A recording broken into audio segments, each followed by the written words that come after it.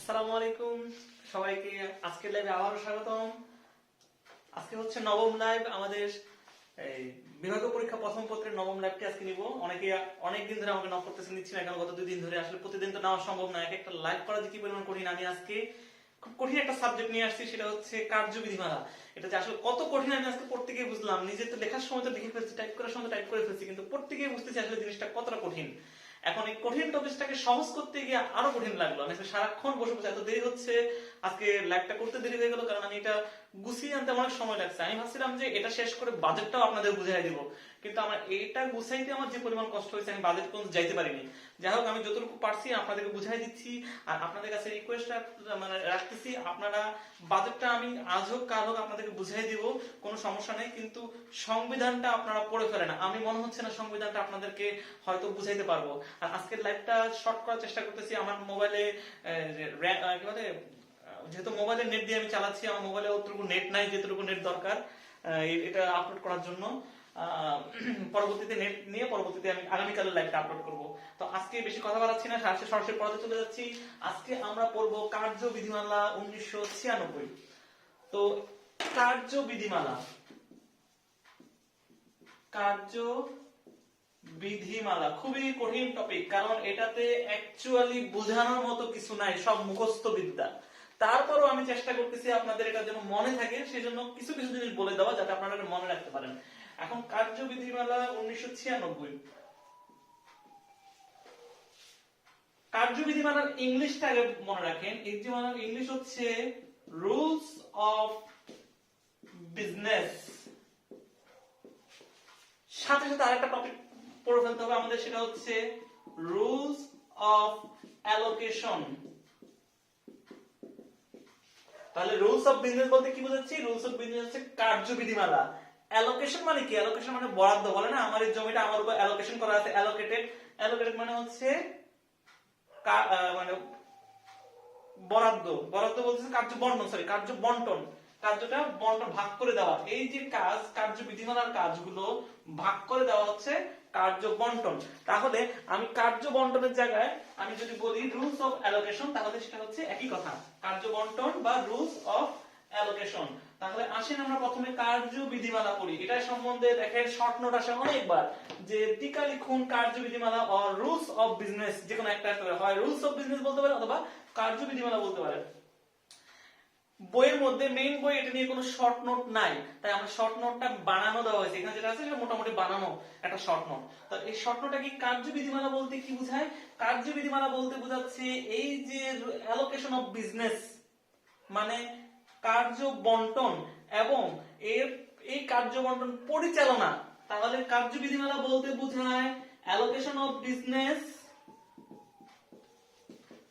মানে কার্য বন্টন প্লাস এটা পরিচালনার বিধিগুলা, এর পরিচালনার বিধি, কারণ এটা বিধিমালা, কারণ এটা সবগুলো হবে তাহলে বিধি। তাহলে অ্যালোকেশন অফ বিজনেস এবং এটা পরিচালনার বিধিগুলোকে বলা হয় কার্যবিধিমালা। নেক্সট পয়েন্ট বলবেন, এইটা কত সালে প্রণীত হয়? 1996 সালে প্রণীত হয়। শেষ। নেক্সট পয়েন্ট, থার্ড পয়েন্ট, কারণ এগুলো কিন্তু না, এগুলো আমরা বানাচ্ছি। থার্ড পয়েন্ট, কার্যবিধিমালার কতগুলা অধ্যায় আছে, কয়টা কি অধ্যায় আছে, কয়টা তফসিল আছে এবং কয়টা বিধি আছে। যেহেতু এটা বিধিমালা, তাহলে বিধি, কয়টা বিধি আছে?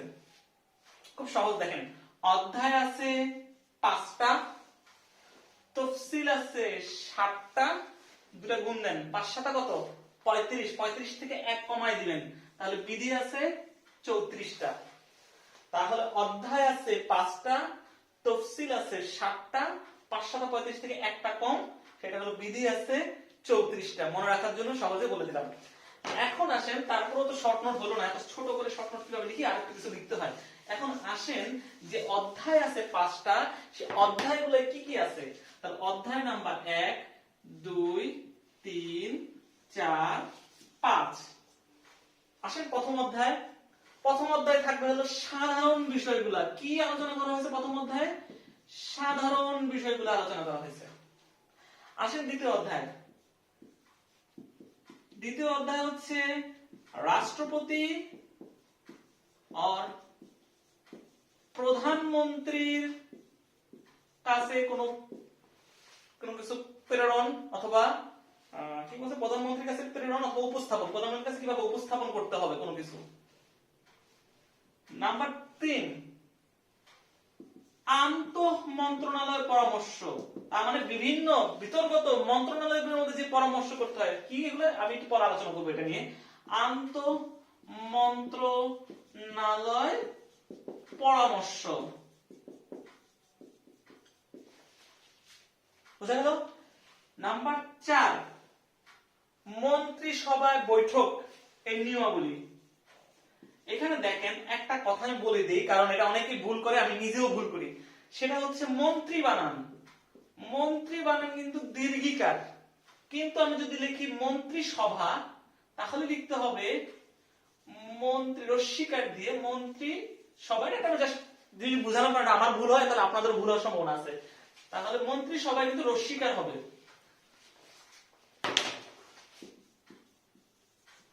মন্ত্রিসভার বৈঠক। 5 নম্বরে কি আছে? অন্যান্য বা বিবিধ বা অন্যান্য বলতে পারেন, বিবিধ বিষয়ে আলোচনা বা অন্যান্য বিষয়ে আলোচনা বা এটসেট্রা আমরা যেটা বলতে পারি।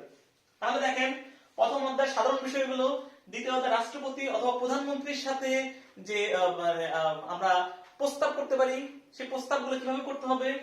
নাম্বার 3 হলো আন্তঃ মন্ত্রণালয় পরামর্শ, নাম্বার 4 হলো মন্ত্রিসভার বৈঠক, এবং 5 নাম্বার অধ্যায় বলা আছে বিবিধ বিষয়সমূহ। এখন কোন অধ্যায়ে কয়টা বিধি আছে? খুব সহজ, কঠিন কিছু না ভাই, আপনারা পড়বেন না সেটা কিছু না, অবশ্য পড়ে যাবেন, খুব সহজ জিনিস। সাধারণ এখানে আছে 1 থেকে 5, 6 থেকে 9, 10 থেকে 15, না এখানে না, 6 থেকে 9, 10 থেকে 15, এখানে দেখেন 16 থেকে 27 না 26, সরি ভুলে গেলাম, 16 থেকে 27, 16 থেকে 27। আমরা টোটাল কয়টা? 5 7 35 থেকে একটা কম 34টা। তাহলে পরবর্তী 28 থেকে 34 হচ্ছে বিবিধের মধ্যে। এই হচ্ছে আমার কার্যবিধিমালা শেষ। একটা শর্ট নোট খুবই কমন, অনেকবার আসে, দেখো কয়বার, 1 2 3 4 5 6 7 8 9, 9 বারে পর্যন্ত আসছে। শুধুমাত্র স্বাস্থ্য না, অন্যান্য কাটাও আসছে 9 বার পর্যন্ত। তাহলে কার্যবিধিমালা বা রুলস অফ বিজনেস সম্বন্ধে শর্ট নোট আসলে এইভাবে আপনারা লিখে দিবেন। এখন আসেন অ্যালোকেশন অফ বিজনেস বা কি বলছিলাম, কার্য বন্টন। এই কার্য বন্টন নিয়ে আমরা এখন পড়ব। এইটা আমি বই থেকে পড়তে গেছি, আমার মাথাটা ঘুরে গেল, কিছু মনে রাখতে পারছি না।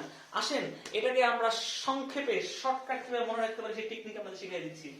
প্রথম আপনি আপনার খাতায় লিখে ফেলেন মন্ত্রণালয়, তার নিচে লিখবেন বিভাগ,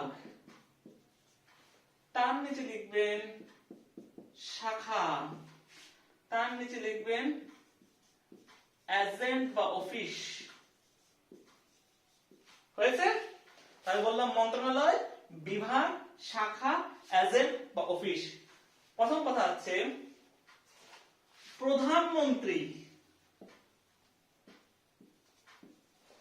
কতগুলো বিভাগের সমন্বয়ে মন্ত্রণালয় গঠন করতে পারবেন। কতগুলো বিভাগের সমন্বয়ে মন্ত্রণালয় গঠন করতে পারবে। ঠিক আছে? দ্বিতীয়,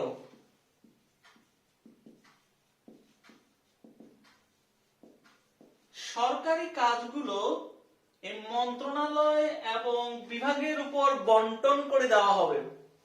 সরকারি যত কাজ আছে এই কাজগুলো মন্ত্রণালয় এবং বিভাগের উপর বন্টন করে দিবে। এখানে হচ্ছে সচিব, যুগ্ম সচিব, অতিরিক্ত সচিব, অন্যান্য, এই মন্ত্রী বিভাগের দায়িত্বে থাকবে সচিব বা নিযুক্ত থাকবে সচিব, যুগ্ম সচিব, অতিরিক্ত সচিব এবং অন্যান্য, যা প্রধানমন্ত্রী নির্দেশ করে দিবে, প্রধানমন্ত্রী বলে দিবে। তারপর হচ্ছে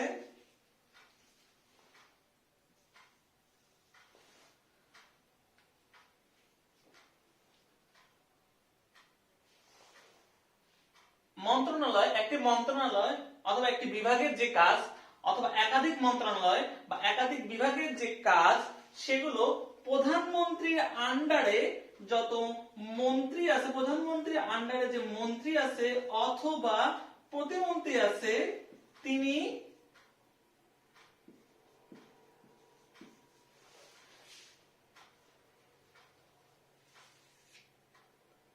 এই যে মন্ত্রণালয় এবং বিভাগের যে দায়িত্বগুলা, কাজের যে দায়িত্বগুলা, এগুলো প্রধানমন্ত্রী যে মন্ত্রী আছে অথবা প্রতিমন্ত্রী আছে তার উপর ন্যস্ত করা হবে।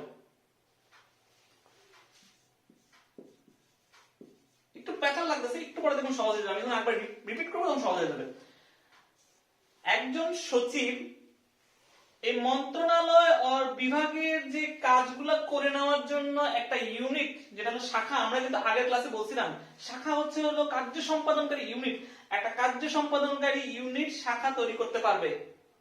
তাহলে একজন সচিব, প্রধানমন্ত্রী যে সচিব আছেন, তিনি একটি শাখা কার্য সম্পাদনকারী, মন্ত্রণালয় এবং বিভাগের কার্য সম্পাদনকারী শাখা ইউনিট তৈরি করতে পারবেন। এবং এই মন্ত্রণালয় এবং বিভাগের যে কার্যাবলী আছে সেগুলো শাখার উপর বন্টন করে দেওয়া হবে। শাখাকে বলে দিবে যে আপনি কাজগুলো করেন, এই শাখাকে বলবে এই কাজগুলো করে দিতে। লাস্ট অফ অল আমি বলছি মন্ত্রণালয়, আগের ক্লাসে বলছিলাম মন্ত্রণালয় এবং বিভাগের সমন্বয়ে বলছি গঠিত সচিবালয়। তাহলে আসলে সচিবালয় বাদ দিচ্ছি। মন্ত্রণালয় এবং বিভাগের যত কাজ আছে এই কাজগুলো ছাড়া অন্যান্য যে কাজগুলো আছে প্রধানমন্ত্রী করবে কি, বিভিন্ন এজেন্ট, নির্দিষ্ট কোন এজেন্ট বা অফিসের মাধ্যমে সে কাজগুলো করে নেবে। শেষ। Allocation of business. আপনি এটা ছাড়া আপনি কিন্তু মনে রাখতে পারবেন না। আপনি এখানে বই আছে, আপনি পড়তে চাইলে পড়তে পারেন, কিন্তু আমি যে সংক্ষেপে বলে দিচ্ছি এভাবে মনে রাখেন। প্রথমে লিখবেন মন্ত্রণালয়, বিভাগ, শাখা, এজেন্ট আর অফিস। প্রথম আছে মন্ত্রণালয়। জাস্ট তাও তো 11 মিনিট চলে গেল। মন্ত্রণালয়, মন্ত্রণালয় বললাম কি প্রধানমন্ত্রী কয়েকটা বিভাগ নিয়ে মন্ত্রণালয় গঠন করতে পারবেন। দ্বিতীয় কথা, সরকারি যে কাজগুলো আছে সেই কাজগুলো মন্ত্রণালয় এবং বিভাগের উপরে বন্টন করে দিতে হবে। 2 নাম্বার, একটা বিভাগের দায়িত্বে থাকবে সচিব, যুগ্ম সচিব, অতিরিক্ত সচিব এবং এদের আন্ডারে অন্যান্য কর্মকর্তা, যা প্রধানমন্ত্রী নির্দিষ্ট করে দিবেন। প্রধান মন্ত্রণালয় এবং বিভাগের দায়িত্বগুলো প্রধানমন্ত্রীর মন্ত্রী এবং প্রতিমন্ত্রীর উপর সুপর্দ করা হবে। একজন সচিব মন্ত্রণালয় এবং বিভাগের কাজগুলো করানোর জন্য একটা শাখা, কার্যনির্বাহী ইউনিট শাখা তৈরি করতে পারবে এবং শাখার উপর মন্ত্রণালয় এবং বিভাগের কার্যাবলীগুলো বন্টন করে দেওয়া হবে। শাখার উপরে মন্ত্রণালয় বিভাগের কার্যাবলীগুলো বন্টন করে দেওয়া হবে। লাস্ট অফ অল, এই মন্ত্রণালয় এবং বিভাগের কার্যাবলী ছাড়া অন্যান্য যে সকল কাজগুলো আছে এগুলো প্রধানমন্ত্রী নির্দিষ্ট এজেন্ট আর অফিসের মাধ্যমে করায় নিতে পারবে। শেষ। খুব সহজ জিনিস, জাস্ট একবার এটা নিয়ে একবার আমার মতো করে রিপিট করেন, আপনার মনে থাকবে। না হলে কিন্তু এটা মনে রাখতে পারবেন না। কিন্তু কঠিন জিনিস আছে, আমি অনেকক্ষণ ধরে এটা বসে বসে বসে বসে এটা তৈরি করলাম। এখন আসেন তার পরের পয়েন্ট। রাষ্ট্রপতির নিকট, প্রধানমন্ত্রীর নিকট বা প্রধানমন্ত্রী এবং রাষ্ট্রপতির নিকট একটা জিনিস নিয়ে আপনি উপস্থাপন করতে, একটা বিষয় উপস্থাপন করতে যাচ্ছেন, কিভাবে উপস্থাপন করবেন? এই প্রধানমন্ত্রীর কাছে উপস্থাপন করতে গেলে একটা 3টা শর্ত আপনাকে মানতে হবে। 3টা শর্তে আপনি যাইতে পারবেন। নাম্বার 1, এইভাবে আপনি লিখবেন না, আপনি আপনার মতো করে পড়বেন। আমি বোঝানোর জন্য নাম্বার 1 2 3 বলছি। আপনি যে বিষয়টা বলতে চাচ্ছেন বা যে বিষয় জানাতে চাচ্ছেন সেই বিষয়টা সংক্ষিপ্ত আকারে জানাতে হবে অথবা সার সংক্ষেপে জানাতে হবে। সার সংক্ষেপে জানাতে হবে। নাম্বার 2, দ্বিতীয় নাম্বার হচ্ছে এই যেটা আপনি জানাতে যাচ্ছেন সেটাতে অবশ্যই একজন মন্ত্রীর, মানে সেই সংশ্লিষ্ট বিভাগের মন্ত্রীর সুপারিশ লাগবে। দ্বিতীয় কথা, মন্ত্রীর সুপারিশ লাগবে। নাম্বার 3, যোগাযোগ পত্র, এর সাথে একটি যোগাযোগ পত্র যদি লাগে দিতে হবে। তাহলে 3টা কথা মনে রাখবেন। সংক্ষিপ্ত আকারে অথবা সার সংক্ষেপে আপনি আপনার বিষয়গুলো দিতে হবে, যে বিষয়গুলো আপনি জানাতে চাচ্ছেন প্রধানমন্ত্রী অথবা রাষ্ট্রপতি এবং প্রধানমন্ত্রী দুজনকে জানাতে চাচ্ছেন, সেটা সংক্ষিপ্ত এবং সার সংক্ষেপে দিতে হবে। এতে মন্ত্রীর একটা সুপারিশ পত্র লাগবে। লাস্ট অফ অল একটা যোগাযোগ পত্র লাগবে। শেষ। তারপরে পয়েন্ট আসেন, তারপরের পয়েন্ট হচ্ছে আন্ত মন্ত্রণালয় পরামর্শ। আমি যেটা বলছি বিভিন্ন মন্ত্রণালয়ের মাঝে যে পরামর্শ সেটাই হচ্ছে আন্ত মন্ত্রণালয় পরামর্শ।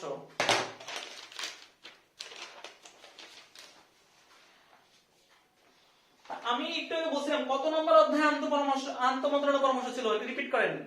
তৃতীয়, প্রথমটা ছিল সাধারণ, দ্বিতীয় ছিল প্রধানমন্ত্রী রাষ্ট্রপতি, তৃতীয় ছিল আন্ত মন্ত্রণালয় পরামর্শ, 4 নম্বরে ছিল মন্ত্রী বিভাগের সাথে, 5 নম্বর ছিল অন্যান্য।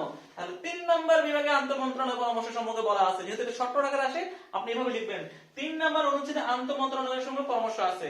যে সকল মন্ত্রণালয়ের সাথে আন্ত মন্ত্রণালয় পরামর্শ প্রয়োজন সে সকল মন্ত্রণালয়গুলো হলো এই বলে 1 2 3 4 5 6 দিয়ে লিখতে পারেন, অথবা পয়েন্ট আকারে লিখেন, কারণ পয়েন্ট আকারে লিখলে সুন্দর লাগবে। পয়েন্ট আকারে লিখেন, প্রথম লিখবেন মন্ত্রণালয় ও বিভাগ সমূহের সাথে পরামর্শ।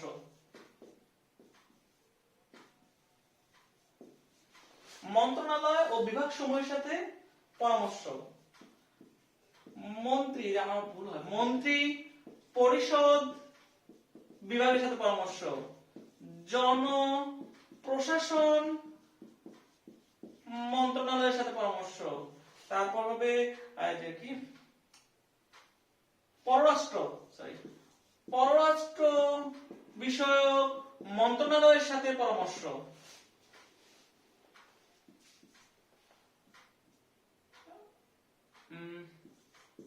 অর্থ বিষয়ক মন্ত্রণালয়ের সাথে পরামর্শ,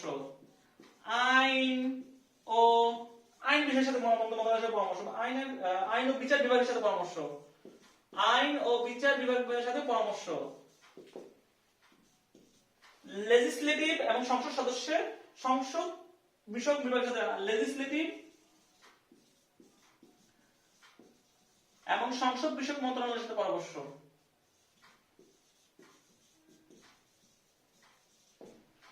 দেখেন বিষয়টা কিন্তু খুব সহজ জিনিস, শর্ট নোট আকারে আসে। আন্ত মন্ত্রণালয় পরামর্শ অনেকবার আসছে, মনে করার সাথে কথা তো অনেকবার আসছে, 2বার আসছে, আসে ভালোই আসে। আন্ত মন্ত্রণালয় খুব সহজ জিনিস, তো এটা ইজিলি একটা আপনার নাম্বারটা পেতে পারছেন, 5 নম্বরের কোশ্চেন আপনি অ্যানসার করতে পারছেন। আন্ত মন্ত্রণালয় পরামর্শ কি, এটা 3 নম্বর অধ্যায়ে আছে। এখানে বিভিন্ন আন্ত মন্ত্রণালয়ের সাথে কোন কোন মন্ত্রণালয়ের সাথে পরামর্শ করতে হয়, মন্ত্রণালয় বিভাগ সমূহের সাথে, মন্ত্রী পরিষদের সাথে, জনপ্রশাসন, পররাষ্ট্র মন্ত্রণালয়, অর্থ বিভাগের সাথে, আইন ও বিচার বিভাগের সাথে, লেজিসলেটিভ এবং সংসদ বিষয় মন্ত্রণালয়ের সাথে আপনার পরামর্শ করতে হবে। শেষ। খুব কঠিন টপিকের মধ্যে এখন একটা টপিকে যাচ্ছি আমরা। এখন যে টপিকগুলো বলবো খুব কঠিন কঠিন টপিক, মনে হয় না। মন্ত্রী পরিষদ বিভাগের সাথে পরামর্শ,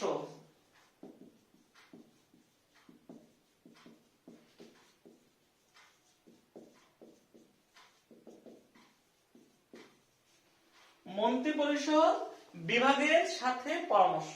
আসেন এটা আমরা করি, এটা একটা সহজ সহজ না, মানে একটু সহজ করে দিচ্ছি, কারণ আমি এভাবে পড়ে দিচ্ছি, এভাবে পড়ে আসলে বুঝতে পারতেছি না, মনে রাখতে পারতেছি না। যেটা আমি বুঝবো না, যেটা আমার চোখ বুঝবে না, মাথা বুঝবে না, সেটা আমি নিজের মনে রাখতে পারবো না। তার আসেন একটা বুঝি।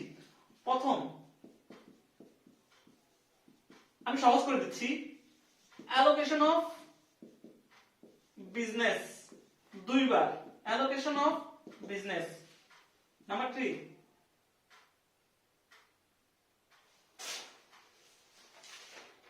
কি বললাম, রুলস অফ বিজনেস, আমি যেটা বলছি সরি ভুলে গেছি আমার, রুলস অফ বিজনেস। তারপর লিখেন অ্যালোকেশন অফ বিজনেস, আবার allocation of business, last of all রাষ্ট্রপতি। তাহলে 2বার রুলস অফ বিজনেস, 2বার অ্যালোকেশন অফ বিজনেস, একবার হলো রাষ্ট্রপতি। এবার মনে রাখেন, প্রথম রুলস অফ বিজনেস মানে কি, কার্য বিধিমালা, এর যত ব্যাখ্যা আছে এই ব্যাখ্যাগুলো মন্ত্রী পরিষদ বিভাগের সাথে পরামর্শ না করে করা যাবে না। কোন মন্ত্রণালয় মন্ত্রী পরিষদ বিষয়ের সাথে পরামর্শ না করে নিম্নোক্ত বিষয়গুলো করতে পারবেন না। কি করতে পারবেন না? রুলস অফ বিজনেসের ব্যাখ্যা। নাম্বার 2, রুলস অফ বিজনেসে কোন মন্ত্রণালয়ের উপরে যে কোনো মন্ত্রণালয় বা বিভাগের উপরে যে দায়িত্ব দেওয়া থাকবে, যে ন্যস্ত কোনো বিষয় কোনো কাজ দেওয়া থাকবে, সেই কাজের বিষয়ে কোনো পরিবর্তন করতে পারবে না, বা কোনো কাজের বিষয়ে কোনো কিছু করতে গেলে অবশ্যই মন্ত্রিপরিষদ বিভাগের কথা বলতে হবে। তাহলে প্রথম বললাম রুলস অফ বিজনেসের ব্যাখ্যা, দ্বিতীয় কথা বললাম এর বিভাগের উপর মানে রুলস অফ বিজনেস বিধিমালার অধীনে, রুলস অফ বিজনেস বিধিমালার অধীনে কোন বিভাগের উপর ন্যস্ত কোনো বিষয়, মনে করেন অর্থ বিভাগের উপর কোনো বিষয় দেওয়া আছে, সেই বিষয়টা যদি আমি কোনো আলোচনা করতে চাই, আমি কথা প্রকাশ করতে চাই, প্রচার করতে চাই, যে কোনো কিছু করতে চাই, অবশ্যই মন্ত্রিপরিষদ বিভাগের সাথে পরামর্শ করতে হবে। তাহলে যে কোনো বিভাগের উপর রুলস অফ বিজনেস যেটা ছিল সেটা সম্বন্ধে কিছু বলতে চাই। এবার আসেন অ্যালোকেশন অফ বিজনেস। সহজটা আগে বলি। কোন মন্ত্রণালয় আর বিভাগের উপর যে কাজ দায়িত্ব দেওয়া ছিল, মানে কার্য বন্টন করা ছিল, অ্যালোকেশন অফ বিজনেস করা ছিল, সেটা পরিবর্তন যদি আমি করতে চাই, এটা হলো সহজটা।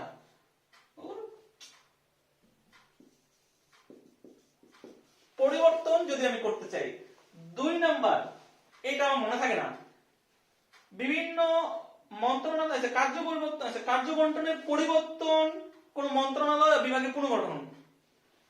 তাহলে এটা লিখে পরেরটা লিখে, তাহলে মনে থাকবে কার্য বন্টনের পরিবর্তন করতে পারবে না, কোন বিভাগ ও মন্ত্রণালয়ের উপর অ্যালোকেশন অফ বিজনেস পরিবর্তন করতে পারবে না। আর এই কার্য বন্টন পরিবর্তন সম্পর্কিত বিভাগীয় মানে মন্ত্রণালয় বিভাগের পুনর্গঠন সম্পর্কিত মন্ত্রণালয় বিভাগের পুনর্গঠন করতে পারবে না। করতে গেলে অবশ্যই তার সাথে পরামর্শ করে নিতে হবে।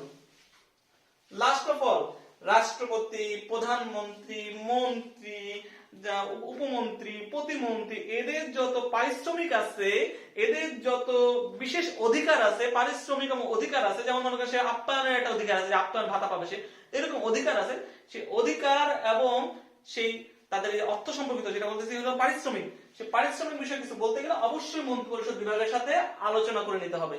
তাহলে বুঝতে পারছেন মন্ত্রিপরিষদ বিভাগের সাথে কি কি বিষয় আলোচনা করতে হবে? Allocation of rules of business দুইটা, একটা হলো ব্যাখ্যা আর একটা হলো কোন বিভাগের উপর রুলস অফ বিজনেস, কোন বিভাগের উপর ন্যস্ত কোন বিষয়, কোন বিভাগের উপর ন্যস্ত বিষয়।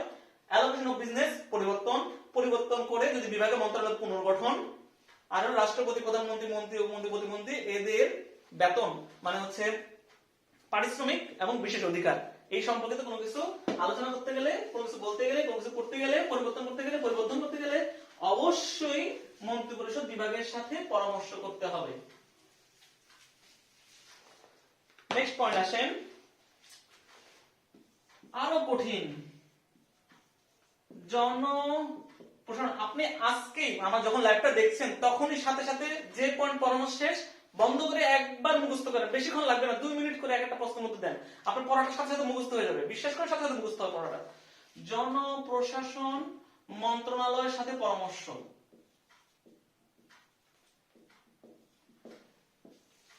প্রথম লাইনটা সেম, প্রথম লাইনটা কি বলবো? প্রথম কথা বলবো কোন মন্ত্রণালয় নিম্নোক্ত বিষয়গুলো জনপ্রশাসন মন্ত্রণালয়ের সাথে আলোচনা না করে করতে পারবে না। তো কি কি? এইখানে আপনি শর্টকাট কিছু পয়েন্ট লিখে রাখেন, আপনি লাইন বাই লাইন মনে রাখতে পারবেন না। তো লাইন মনে রাখতে আমরা চাচ্ছি না, আমরা কয়েকটা ওয়ার্ড মনে রাখার চেষ্টা করবো। মনে করেন 10টা ওয়ার্ড আমি বলে দিচ্ছি, 10টা ওয়ার্ডের মধ্যে আপনি 6টা ওয়ার্ড তো মনে থাকবে, 6টা ওয়ার্ড 6টা লাইন লিখলে কিন্তু অনেকগুলো লাইন হচ্ছে। চেষ্টা করবেন 10টা লাইন মুখস্থ করার জন্য, কারণ 10টা লাইন মুখস্থ করে কোনোদিন 10টা লিখতে পারবেন না, লিখতে পারবেন 8 লাইন। ওই 8 লাইনই আপনার জন্য এনাফ পাস করার জন্য। আসেন আমি সেই 10টা লাইনের 10টা ওয়ার্ড বলে দিচ্ছি যেটা আপনাকে সহজ করে দিবে। আমি আগে লিখছি পরে বলবো। পদ সৃষ্টি আর বিলুপ্তি, অথবা শুধুমাত্র পদ লিখে নেন তাও চলবে। শাখা, সংযুক্ত দপ্তর, নিয়োগ। আমি বুঝাই দিব, এক লাইন করে বুঝাই দিব, তাহলে খালি ওয়ার্ড মনে রাখলে বাকিগুলো আপনার অটোমেটিক মনে থাকবে। চাকরির শর্ত,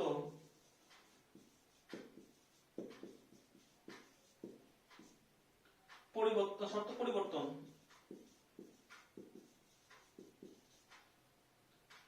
নন সেক্রেটারিয়েট,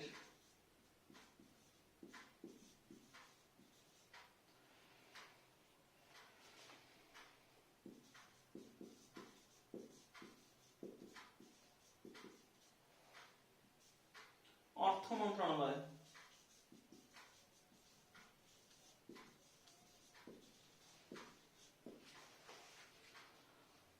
আদেশের ব্যাখ্যা,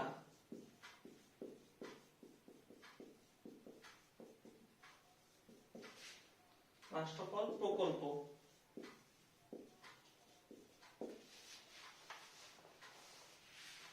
পরীক্ষায় আসলো জনপ্রশাসন মন্ত্রণালয়ের সাথে পরামর্শ আলোচনা করুন। আপনি মাথায় মাথায় চিন্তা করেন, প্রথম চিন্তা করেন এটা কত নম্বর বিধি সেটা বের করে নেবেন। আগে তো বলছি বিধিগুলো করে নেবেন। দ্বিতীয় কাজ আসবে এই কয়েকটা শব্দ মাথায় আনার জন্য। কি বলছি? পদ, শাখা, সংযুক্ত দপ্তর। একসাথে তিনটা লাইন মনে রাখবেন। নিয়োগ, 4টা পয়েন্ট মনে গেল।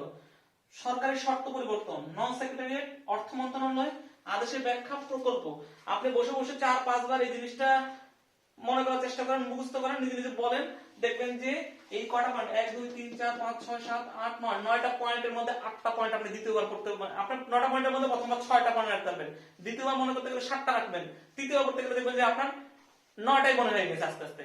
এইভাবে আপনারা বারবার রিপিট করেন, আজকে একবার করেন এবং কালকে একবার রিভিশন দেন, দেখবেন যে আপনার এটা মুখস্থ হয়ে গেছে। তাহলে এইগুলো যদি ওয়ার্ডগুলো মনে রাখি, বাকিগুলো পয়েন্ট অটোমেটিক্যালি মাথায় চলে আসবে। আসেন, আমি নিজে ভুলে গেছি কিছু কিছু জিনিস, আমি আরেকবার মানে আসলে অনেক দ্রুত গতিতে প্রিপারেশন নিয়েছি, তো অনেক ফাস্ট প্রিপারেশন নিতে হয়েছে, জন্য আমি নিজে ভুলে গেছি আবার। তো জনপ্রশাসন মন্ত্রণালয় কোন নতুন পদ সৃষ্টি বা বিলুপ্তির ক্ষেত্রে জনপ্রশাসন মন্ত্রণালয়ের সাথে সাক্ষাৎ করতে কথা বলে নিতে হবে। দ্বিতীয় কথা, কোন আচ্ছা একটা মন্ত্রণালয় আর বিভাগের কাজগুলা কে করে? আমি বলে দিয়েছি শাখা করে, তাই না? শাখা সে কাজগুলা করে দেয়। শাখা হলো কার্য সম্পাদনকারী ইউনিট। তাহলে এই শাখা ছাড়া যদি কোন মন্ত্রণালয় আর বিভাগ যদি কার্য বন্টন করে ফেলে, হ্যাঁ আমি কাজ ভাগ করে দিছি, এর কাছে এর কাছে ভাগ করে দিছি, কিন্তু কোনো শাখাই নাই, সে সকল ক্ষেত্রে জনপ্রশাসন মন্ত্রণালয়ের সাথে যোগাযোগ অবশ্যই করতে হবে। তারপরে কি? সংযুক্ত দপ্তর। এই নতুন সংযুক্ত দপ্তর সৃষ্টি বা বিলুপ্তি, তাহলে পদ সৃষ্টি বিলুপ্তি, সংযুক্ত দপ্তর সৃষ্টি বা বিলুপ্তি, দুটো পয়েন্টের কাছাকাছি হয়ে গেল। পদ সৃষ্টি বিলুপ্তি, সংযুক্ত দপ্তর সৃষ্টি বিলুপ্তি। কোন মন্ত্রণালয় বিভাগ শাখা ছাড়া যদি কার্য বন্টন করে। তার নাম্বার নিয়োগ। যে সকল মন্ত্রণালয় বিভাগের 9 গ্রেডের উপরে প্রতিরক্ষা বিভাগে, সরি 9 গ্রেডের উপরে যে সকল নিয়োগ সরকারি কর্মকর্তা পিএসসির আন্ডারে নাই, কি বলছি? 9 গ্রেড এবং এর উপরে যে সকল নিয়োগগুলা পিএসসির আন্ডারে নাই, সে সকল নিয়োগগুলা এই জনপ্রশাসন মন্ত্রণালয়ের সাথে আলোচনা করতে হবে। হয়ে গেল 4টা পয়েন্ট, মুখস্থ থাকবে না 4টা পয়েন্ট। কি বললাম? নতুন পদ সৃষ্টি বা বিলুপ্তি, সংযুক্ত দপ্তর সৃষ্টি বা বিলুপ্তি, শাখা ছাড়া যদি মন্ত্রণালয় বিভাগে কার্য বন্টন করা হয়, পিএসসির আন্ডারে যেগুলো 9 গ্রেডের উপরে কোন যে সকল নিয়োগ আছে সেগুলো যদি পিএসসি আন্ডারে থাকার কথা, কিন্তু পিএসসি আন্ডারে নাই, মানে সেগুলো পিএসসি আন্ডারে নাই যেগুলো, সেগুলো নিয়োগগুলা প্রাথমিক নিয়োগগুলা। তারপর হলো চাকরির শর্ত পরিবর্তন। যে কোনো মানে প্রতিরক্ষা মন্ত্রণালয় এবং সংযুক্ত দপ্তরে প্রতিরক্ষা মন্ত্রণালয় কোন কোন চাকরির শর্ত পরিবর্তন, অন্যান্য চাকরির শর্তগুলো পিএসসি কাজ, কিন্তু প্রতিরক্ষা মন্ত্রণালয়, ডিফেন্স, প্রতিরক্ষা মন্ত্রণালয় এবং সংযুক্ত দপ্তরের চাকরির শর্তগুলো পরিবর্তনে অবশ্যই জনপ্রশাসন মন্ত্রণালয়ের সাথে যোগাযোগ করতে হবে। এই নন সেক্রেটারিয়েট কর্মকর্তাগণকে আমি যদি এই সংযুক্ত দপ্তর বা মন্ত্রণালয় বিভাগ বা সংযুক্ত দপ্তরে নিয়োগ করতে চাই, নন সেক্রেটারিয়েট পার্সনকে মানে সেক্রেটারি মানে সচিব ছাড়া কোন পার্সনকে যদি আমি মন্ত্রণালয় বিভাগ বা সংযুক্ত দপ্তরে আমি যদি চাকরি দিতে যাই, সেই ক্ষেত্রে অর্থ মন্ত্রণালয়, কোন অর্থ মন্ত্রণালয়ের সাথে সম্পর্ক আছে এমন কোন ব্যয়ের হিসাব সম্পর্কে যদি কিছু বলতে যাই, সেক্ষেত্রে আমার জনপ্রশাসন মন্ত্রণালয়ের সাথে যোগাযোগ করতে হবে। আদেশের ব্যাখ্যা, যদি জনপ্রশাসন মন্ত্রণালয় কোনো আদেশ করে সেটা যদি ব্যাখ্যা দিয়ে করতে যায়, তার আগে অবশ্যই মন্ত্রণালয়ের সাথে যোগাযোগ করতে হবে, মানে ওনারা ছাড়া এই ব্যাখ্যা কিন্তু কেউ করতে পারবে না। 2 নাম্বার, একটা প্রকল্প চালু হয়েছে, এই প্রকল্পের মধ্যে যারা কর্মচারী আছে তাদেরকে যদি আবার এই মানে কি বলে সরকারের খাতায়, কি খাতা বলে, রাজস্ব খাত, সরকারের রাজস্ব খাতে যদি আমি স্থানান্তর করতে যাই তাদেরকে, যে প্রকল্পে আছে, মনে করেন টিভি প্রকল্পে ছিল, সেই টিভি প্রকল্পে সে গত 3 বছর ধরে কাজ করছে, এখন তাকে আমি যদি আবার সেই তার স্বাস্থ্য মন্ত্রণালয়ের কোনো একটা কাজে আমি যদি তাকে যদি আবার নিয়ে আসতে চাই, রাজস্ব খাতে নিয়ে আসতে চাই, সে সকল ক্ষেত্রে জনপ্রশাসন মন্ত্রণালয় অবশ্যই মতামত লাগবে। তাহলে পারবেন না এই কয়টা পয়েন্ট করতে। আমি আরেকবার রিক্যাপ করে দিচ্ছি, এই রিক্যাপের সাথে সাথে আপনি আগে পড়ে ফেলেন।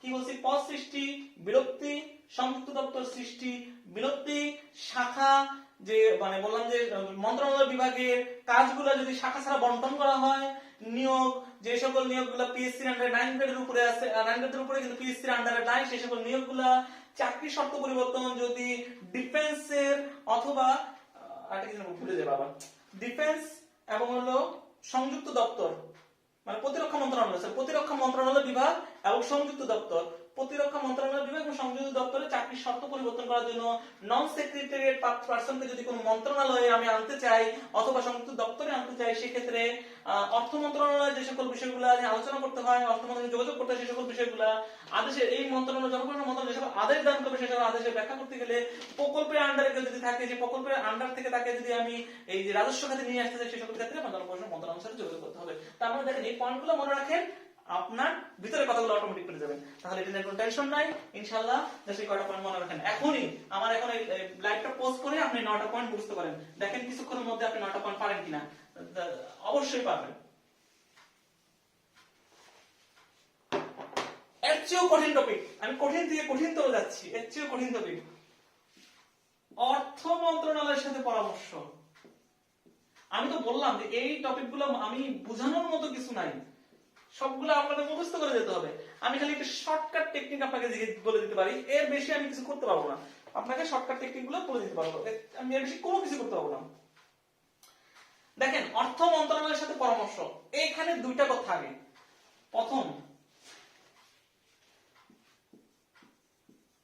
বাজেটের বাইরে কোন বিষয় নিয়ে যদি আমি কথা বলতে যাই, কি কি টপিক সেগুলো বলে দিচ্ছি। বাজেটের বাইরে কোন বিষয় নিয়ে যদি কোনো আলোচনা করতে হয়, তাহলে অবশ্যই যে সকল বিষয় অর্থ মন্ত্রণালয় কথা ছাড়া বাজেটের বাইরে কোন কথা বুঝাই বলতে পারছি না, মানে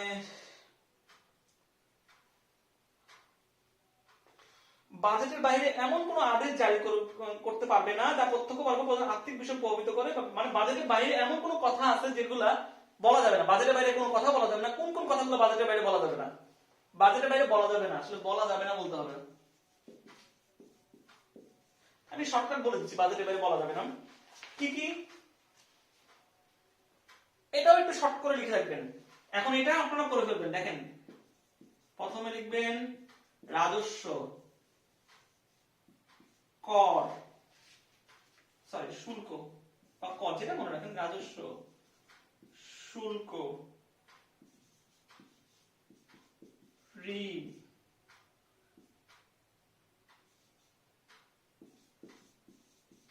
বাজেট, ব্যয়, পুনঃ উপযোজন, পরিবর্তন,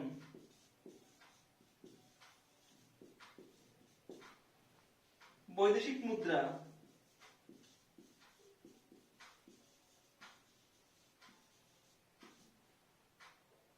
government officer, last of all বিধির ব্যাখ্যা।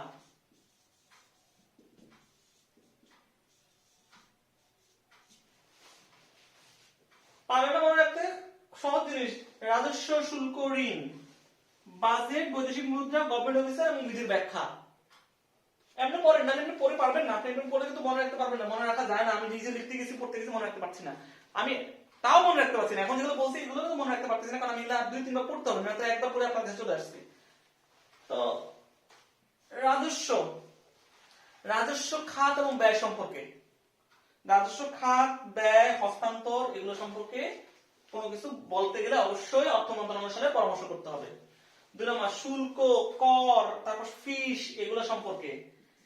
ঋণ, কোন ঋণ পরিবর্তন বা প্রবর্তন করতে গেলে, কোন ঋণ প্রবর্তন করতে গেলে, বাজেট ব্যয় সম্পর্কে আলোচনা করতে গেলে, বা বাজেট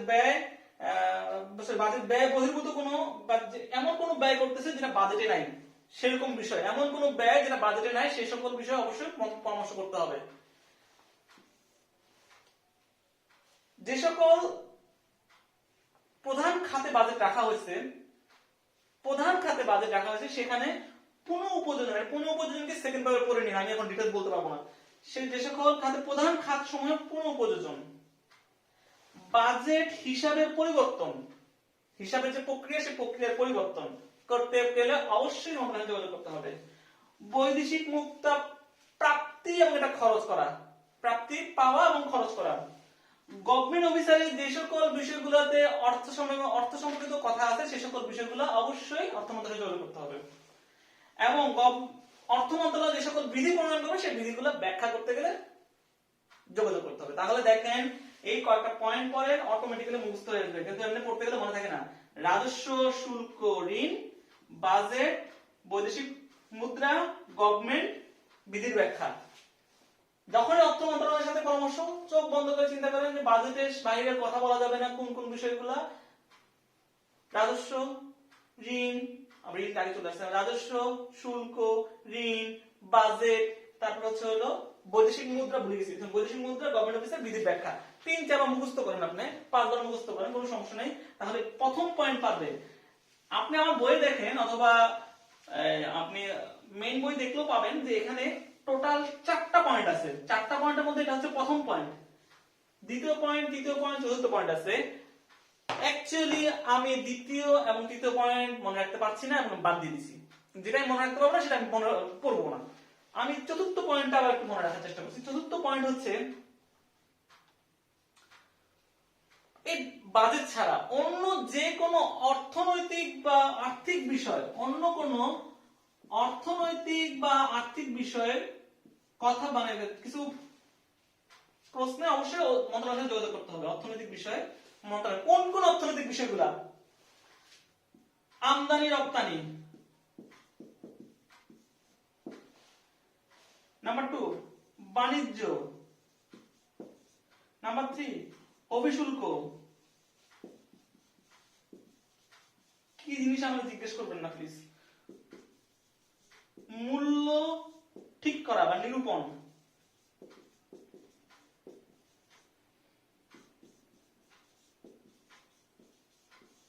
শ্রমনীতি, এই সমস্ত জিনিসগুলো প্রণয়ন।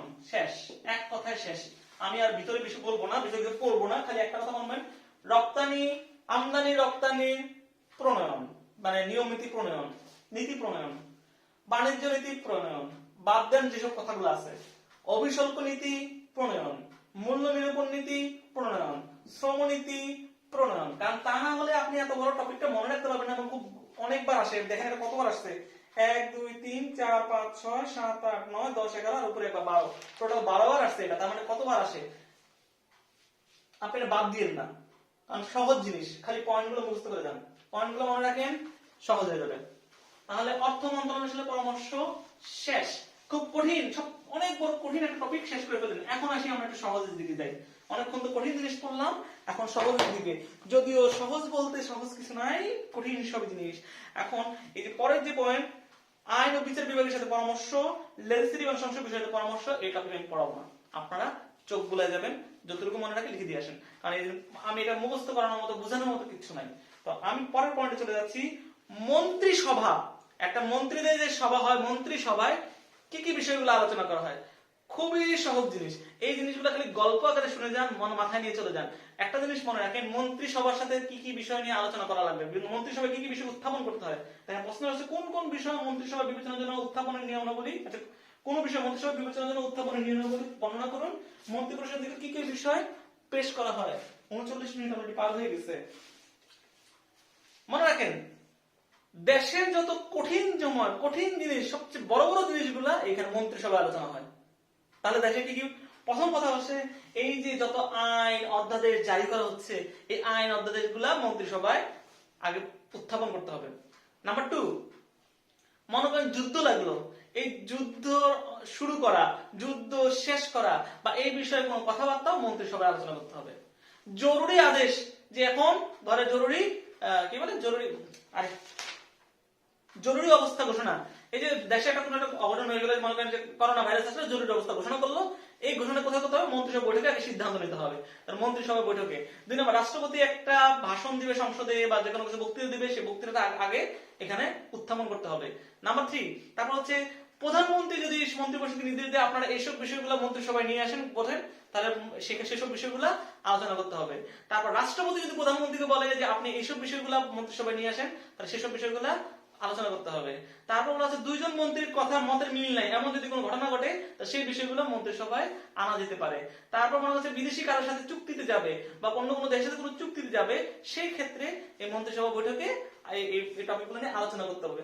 দেখেন বিষয়গুলো কতটা সহজ, জাস্ট একবার চোখ বুলায় যান আর আমার কথাটা শুনেন। আমি কি বলছি, জরুরি সব জিনিস, সব গুরুত্বপূর্ণ জিনিস। আরেকবার জিনিসগুলো বলি, রিপিট করি, আপনাদের মাথায় আনেন। প্রথম বলছি যে আমরা কোনো আইন বিধি বা কোনো আদেশ যদি প্রবর্তন করতে চাই বা কোনো কিছু জারি করতে চাই তখন এটা মন্ত্রিসভায় উঠাইতে হবে। 2 নম্বর বলছি যুদ্ধ, যদি যুদ্ধ শুরু হয়, যুদ্ধ বন্ধ করতে চাই বা যুদ্ধ বিষয়ে কোনো আলোচনা করতে হয় সেটা মন্ত্রিসভায় বৈঠক করতে হবে।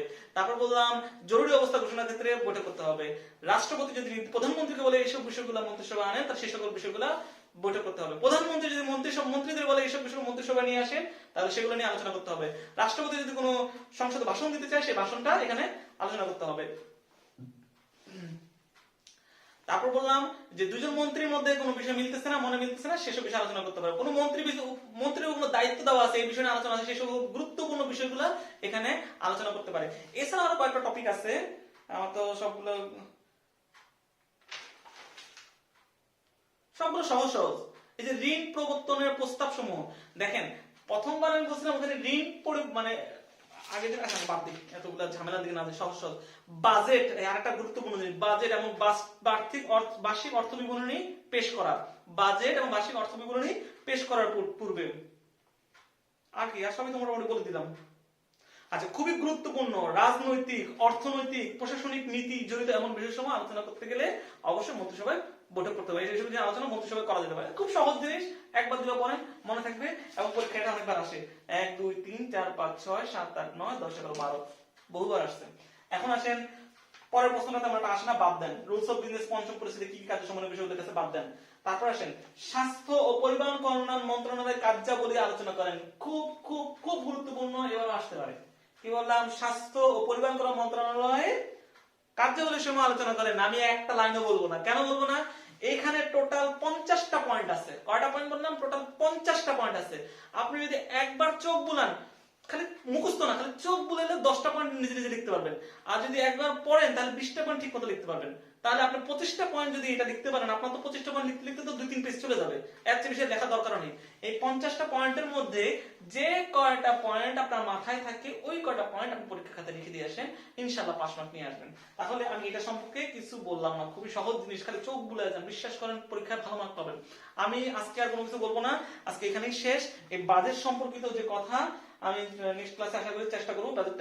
বাজেট এবং সংবিধান আমি মনে হচ্ছে না পারবো, আর সংবিধানের মুখস্থ করার তেমন কিছু নাই, 2-1টা পয়েন্ট ছাড়া বোঝানোর কিছু নাই। এগুলো আসলে মুখস্থ করে আপনারা অলরেডি পড়ে আসছেন। আপনারা যখন প্রিলি পড়ছেন তো প্রিলিতে এগুলা মোটামুটি সবই পড়া, আপনাদের খালি একটু পড়তে হবে। আপনারা কষ্ট করে এই বিষয়গুলো পড়ে ফেলেন।